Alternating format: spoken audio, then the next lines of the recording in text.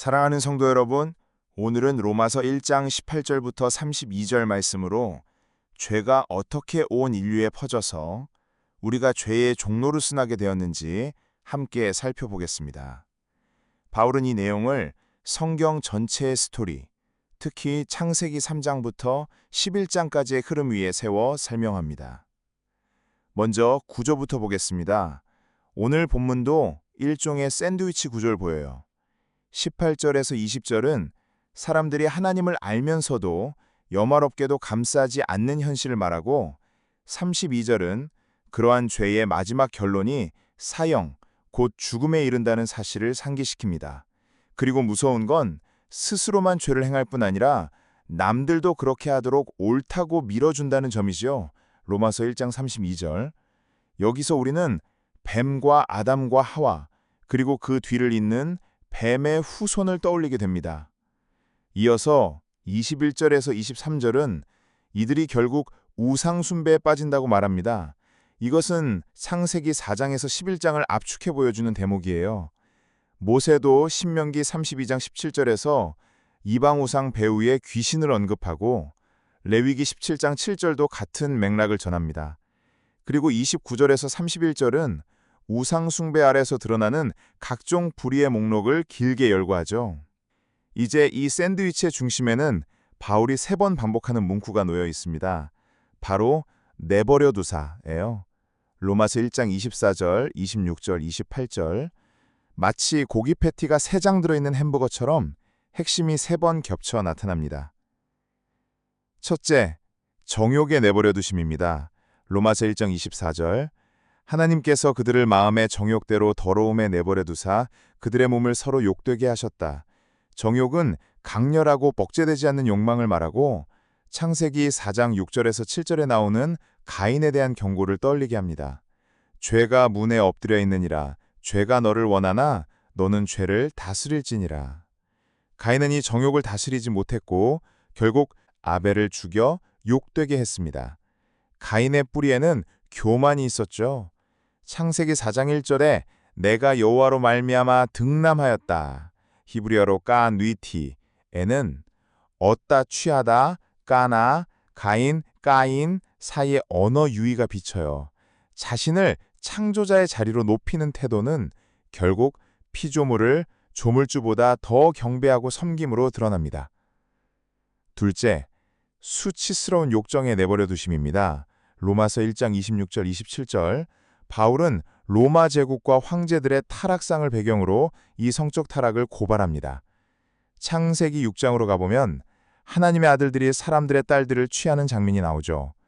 해석은 다양하지만 고대 문맥에서 세상 왕들, 곧 가인의 후손이 세운 성, 곧 도시국가의 권력자들의 타락으로 보는 읽기와 잘 맞닿아요.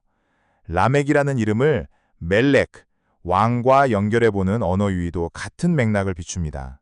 셋째, 상실한 마음에 내버려 두심입니다. 로마서 1장 28절. 그들이 마음에 하나님 두기를 싫어하며 상실한 마음대로 내버려 두사. 이것은 창세기 11장의 바벨탑과 연결되어 지구라트라고 불리는 거대한 신전은 계단식으로 하늘에 닿는 형상을 만들었고 사람들은 하나님 없는 인공 에덴을 세우려고 했습니다. 높아지라는 마음, 하나님 없이 에덴을 복제하려는 마음이 바로 상실한 마음의 정체예요. 자, 그렇다면 하나님이 내버려 두신다는 건 뭘까요? 창세기 6장을 보면 세상의 죄가 관영할 때 하나님의 첫 반응은 진노가 아니라 탄식이었습니다. 깊은 한숨, 마음 아파하심이었죠. 이것은 하나님의 성품 때문입니다. 여호와라, 여호와라, 자비롭고 은혜롭고 노하기를 더디하고 인자와 진실이 많은 하나님. 출애굽기 34장 6절. 하나님은 노하기를 더디하십니다. 왜요? 우리가 돌아오기를 기다리시기 때문입니다. 그러나 벌을 면제하시는 분은 아닙니다. 출애굽기 34장 7절. 기회를 주실 때 회개하지 않으면 결국 진노가 임합니다. 바울은 이것을 회개하지 아니함으로 진노의 날에 임할 하나님의 진노를 쌓는다라고 말하죠. 로마서 2장 5절. 사랑하는 여러분, 오늘 본문은 우리에게 분명히 말합니다. 하나님을 알되 영화롭게도 감사하지 않으면 사람은 우상 아래 놓이고 하나님은 반복해서 내버려 두심으로 심판을 시작하십니다. 그 결과는 상실한 마음, 뒤바뀐 질서, 그리고 마침내 죽음이에요. 그러나 동시에 하나님은 노하기를 더디하시는 분입니다. 오늘 우리에게도 돌아올 기회를 주고 계십니다. 그러니 오늘 우리의 마음에서 하나님 되심을 지워버린 부분이 있다면 다시 모셔드립시다. 우상의 언어, 세상의 가치가 우리 안에 자리를 잡았다면 성령께서 밝혀주시는 대로 끊어냅시다. 은혜로 죄의 관세에서 우리를 건지시고 종노릇을 자리를 떠나 하나님을 영화롭게 하고 감사하는 자리로 돌아갑시다. 주님이 우리를 기다리십니다. 아멘. 안녕하세요. 오늘 저희가 함께 깊이 파고들 주제는요. 로마서 1장, 그중에서도 18절부터 32절까지에 대한 해설서입니다. 이 해설이 죄가 어떻게 인류 가운데 퍼져나가는가, 이 문제를 바울 사도의 관점에서 설명하면서요. 특히 창세기 3장부터 11장까지의 이야기하고 아주 긴밀하게 연결을 짓더라고요. 그 점이 상당히 흥미로웠습니다. 그리고 또 하나, 해설에서 이 본문 구조를 되게 재미있게 샌드위치에 비유하던데요. 시작과 끝이 이렇게 빵처럼 전체 내용을 감싸고 있다, 뭐 이런 거죠. 네, 맞아요. 해설을 보면 18절에서 20절, 그러니까 하나님의 진노가 불의로 진리를 막는 사람들에게 임한다, 이런 선언하고, 또 하나님의 영광을 보고도 그냥 외면해버리는 인간의 모습, 이게 이제 한쪽 빵이고요. 그리고 마지막 32절, 죄의 결과로 이게 사형에 해당한다, 이걸 알면서도 자기들만 행하는 게 아니라 그런 일을 행하는 사람들을 막 옳다고 하고 부추기기까지 하는 모습, 이게 다른 쪽 빵이라는 거죠. 특히 이 32절 모습은 창세기에서 그 뱀이 하와 유혹하고 또 아담이랑 하와가 서로 막 책임 떠넘기고 했던 장면, 그걸 떠올리게 한다고 지적해요. 죄 짓는 데서 안 끝나고 남까지 끌어들이는 거죠. 아, 그렇군요. 시작은 하나님 외면, 끝은 죄의 확산이랑 죽음의 선고. 그럼 그 사이 샌드위치 속 내용물은 뭔가요? 네, 그 속에는 이제 죄가 점점 더 깊어지는 과정, 그리고 그 결과가 담겨 있는 거죠. 21절부터 23절 보면 인간이 하나님을 알아요. 아는데도 감사하지도 않고 영화롭게도 안 하다가 결국에는 썩지 않는 하나님의 영광을 막 썩어질 우상으로 바꿔버리는 과정을 보여줍니다. 해설에서는 이 부분이 창세기 4장부터 11장까지 쭉 이어지는 그 인류 타락의 역사, 그걸 아주 압축적으로 보여준다고 설명을 해요. 모세도 신명기 32장 17절에서 이스라엘이 섬긴 우상 뒤에 귀신이 있다고 말하고, 레위기 17장 7절에서도 비슷한 경고가 나오고요. 그리고 이제 그런 우상 숭배의 결과로 29절부터 31절에는 온갖 불의, 추악, 탐욕, 악의 이런 죄악들이 그냥 목록처럼 쭉 나열되는 겁니다. 그렇군요. 그러니까 하나님을 외면한 결과가 결국 우상숭배로 가고, 그게 또 구체적인 삶의 부패로까지 이어지는 과정을 보여주는 셈이네요. 근데 이 해설에서 특별히 좀 주목하고 계속 강조하는 핵심 개념이 있다고 들었어요. 네, 바로 그겁니다. 로마서 1장에 3번이나 반복되는 표현이 있어요. 24절, 26절, 28절에 나오는 내버려 두사. 하나님께서 죄에 빠진 인간을 그 상태에 그냥 내버려 두신다는 이 선언. 이게 도대체 무슨 의미인지, 이걸 단계적으로 살펴보는 게 이 해설의 가장 중요한 분석 포인트라고 할 수 있습니다. 이 내버려 두심이야말로 사실상 심판의 시작을 알리는 아주 중요한 신호다, 이렇게 보는 거죠. 내버려 두심이라 그 의미가 좀 심상치 않은데요. 첫 번째 단계부터 좀 자세히 볼까요? 24절에서는 그들을 마음의 정욕대로 더러움에 내버려 두사라고 하잖아요. 여기서 정욕이라는 게 우리가 흔히 생각하는 그냥 성적인 욕망, 그것만 뜻하는 건 아니라고요. 네, 맞아요. 해설은 이 정욕, 헬라어로는 에피티미아인데요. 이걸 훨씬 넓은 의미로 봐요. 그러니까 통제되지 않고 만족할 줄 모르는 아주 강렬한 탐욕적인 욕망, 이렇게 설명을 하죠. 그리고 이 지점을 창세기 4장, 그 가인 이야기랑 연결하는데 이게 상당히 설득력이 있습니다. 하나님께서 가인에게 그 재물이 거절당했을 때 분명히 경고하셨잖아요. 죄가 내 본에 엎드려 있느니라. 죄가 너를 원하나 너는 죄를 다스릴지니라. 아, 네네. 다스려야 할 대상으로서 죄의 욕망을 딱 지적하신 거죠? 하지만 가인은 결국 그 경고를 무시했죠. 그렇죠. 가인은 자기 마음속에 있는 그 시기심, 분노 이런 욕망을 다스리지 못하고 결국 동생 아벨을 죽이는 끔찍한 죄를 저지르고 말죠. 근데 해설은 여기서 한 걸음 더 나아가서요. 가인의 근본적인 문제를 교만으로 봅니다. 창세기 4장 1절에 하와가 가인을 낳고 내가 여호와로 말미암아 득남하였다 이렇게 말하는데 여기서 득남하였다 히브리어로 카니티 이게 얻었다, 소유했다 이런 뜻이거든요. 네. 이게 아들 이름 카인하고 발음이 비슷해요. 아. 해설은 이걸 그냥 단순한 말장난으로 보지 않을 수도 있다는 거예요. 그러니까 하와나 혹은 가인 자신이 마치 생명을 스스로 소유하거나 심지어는 창조한 것처럼 여기는 태도, 다시 말하면 하나님과 동등해지려는 어떤 교만한 자기인식을 드러낼 수 있다는 거죠. 아, 그러니까 자신이 피조물이라는 걸 잊고 마치 창조주 자리에 서려는 그런 마음. 그게 정욕과 연결되고 결국에는 우상숭배로까지 이어진다. 이런 말씀이시군요. 로마서 1장 25절에 피조물을 조물주보다 더 경배하고 섬김이라는 말씀하고 정확히 딱 맞아떨어지네요. 바로 그 점입니다. 하나님을 향해야 할 경배와 감사가 자기 자신이나 다른 피조물에게로 확 돌아가 버리는 것.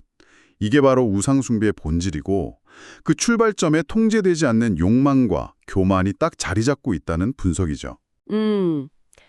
그렇다면 두 번째 내버려 두심은 어떻게 나타나는 건가요? 26절하고 27절을 보면 그들을 부끄러운 욕심에 내버려 두셨으니 이러면서 구체적으로 동성애를 포함한 성적인 타락을 딱 지적하고 있어요. 네, 맞습니다. 여기서 부끄러운 육심, 그러니까 파토스 아티미아스, 수치스러운 정념에 내버려 두셨다고 말하죠. 순리대로 쓸 것을 바꾸어서 영리로 쓰는 성적인 문란함, 이걸 지적하는 겁니다. 해설에서는 물론 당시 로마 사회에 아주 만연했던 성적인 타락, 심지어 일부 황제들의 극심한 부도덕 같은 역사적 배경도 언급을 해요. 하지만 여기서도 그냥 단순히 당시 사회 비판, 여기에만 머무는 게 아니라 창세기와의 연결점을 또 찾아냅니다. 이번에는 창세기의 어떤 장면하고 연결이 되나요? 창세기 6장이요.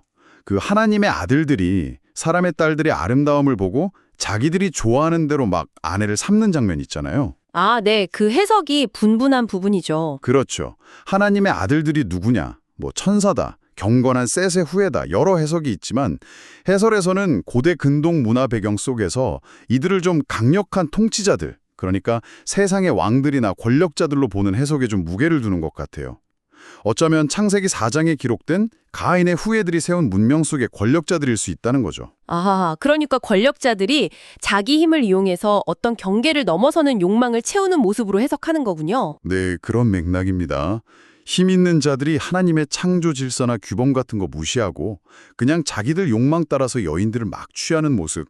이게 로마서 1장에서 말하는 순리를 영리로 바꾸는 성적 타락과 그 맥락이 다 있다는 거예요.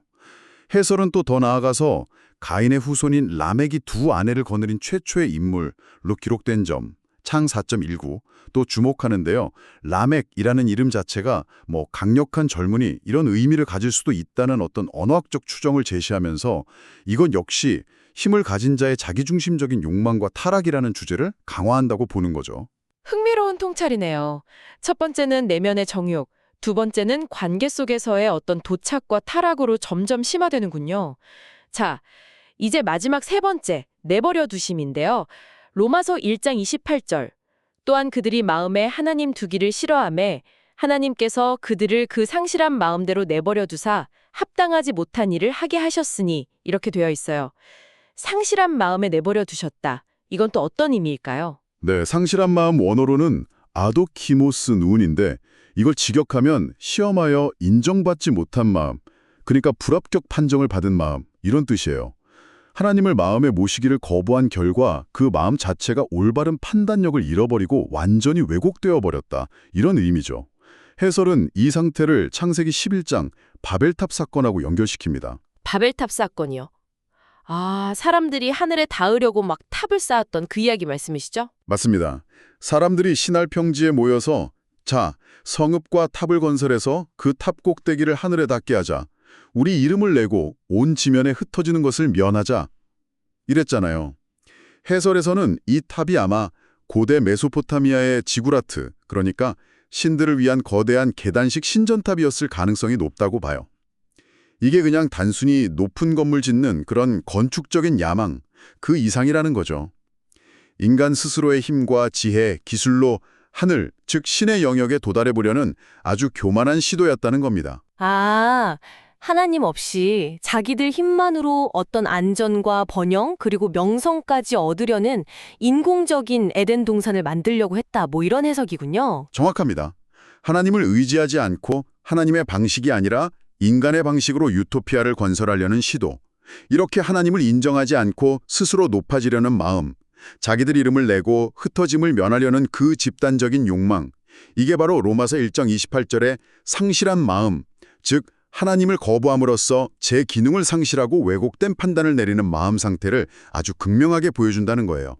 그리고 이 상실한 마음의 결과가 바로 29절부터 31절까지 쭉 나열되는 그 온갖 종류의 죄악들이 되는 거고요. 자, 그렇다면 이 세 번에 걸친 내버려 두심이 의미하는 바를 조금 더 깊이 생각해 볼 필요가 있겠습니다. 이게 하나님께서 죄 지은 인간을 그냥 뭐 방치하거나 포기하신다는 그런 뜻일까요? 아니면 즉각적인 형벌과는 좀 다른 어떤 특별한 의미가 있는 걸까요? 해설은 이 부분을 어떻게 설명하고 있나요? 네, 이 지점에서 해설이 아주 중요한 통찰을 제공합니다.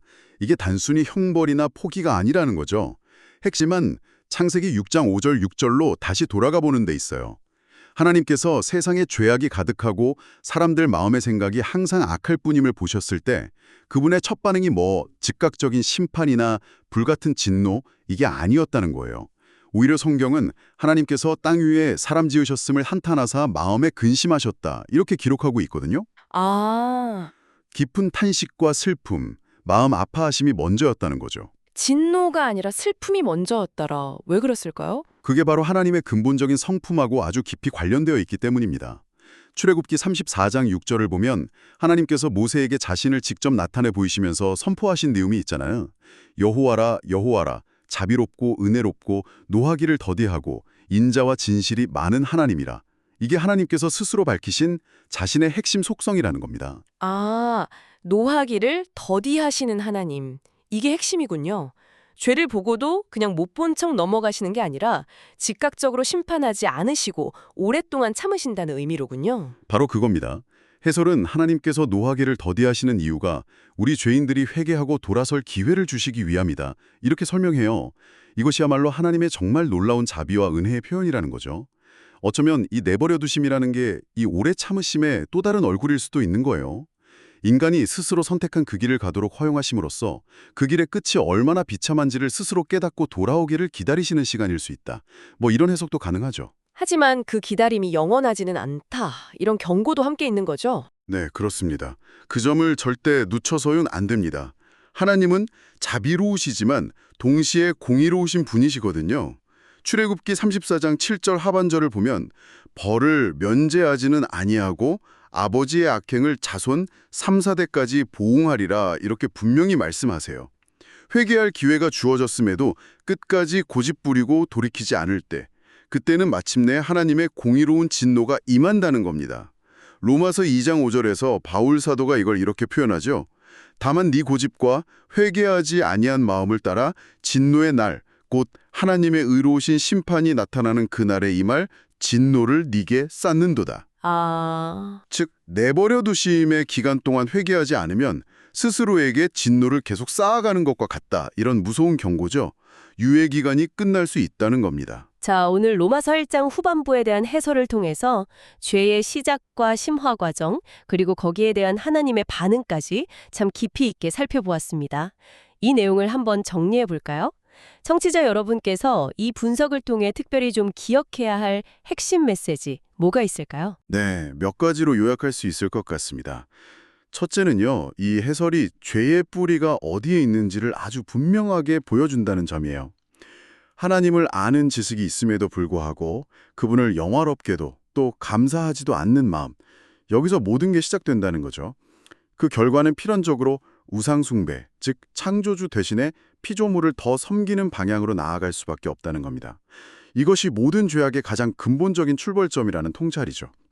그리고 둘째는 이렇게 하나님을 외면하는 인간의 그 완악함에 대해서 하나님께서는 내버려 두심이라는 어찌 보면 좀 점진적인 방식으로 심판하신다는 점입니다.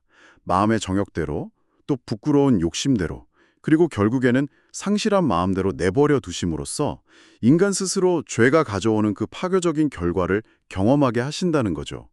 그 길의 끝에는 결국 모든 관계와 질서의 파괴, 그리고 최종적으로는 죽음이 기다리고 있다는 아주 엄중한 경고입니다. 이 내버려 두심이 단순히 그냥 방치하는 게 아니라 죄의 결과를 스스로 책임지게 하시는 하나님의 공의로운 판단의 한 방식이다. 이 해석이 참 중요합니다. 하나님을 떠난 삶이 결국 어떻게 스스로를 파괴하게 되는지에 대한 뭐랄까 단계적이면서도 아주 냉철한 그림이네요. 듣기에 따라서는 상당히 무겁게 느껴질 수도 있는 메시지인 것 같습니다. 네, 맞아요. 무거운 경고임에는 틀림없습니다. 하지만 이 해설이 동시에 아주 강력하게 부각하는 또 다른 메시지가 있어요. 바로 하나님의 노하기를 더디하심입니다. 즉, 이 무서운 심판의 과정 속에서도 하나님은 여전히 우리가 돌이키기를 기다리고 계신다는 사실이죠.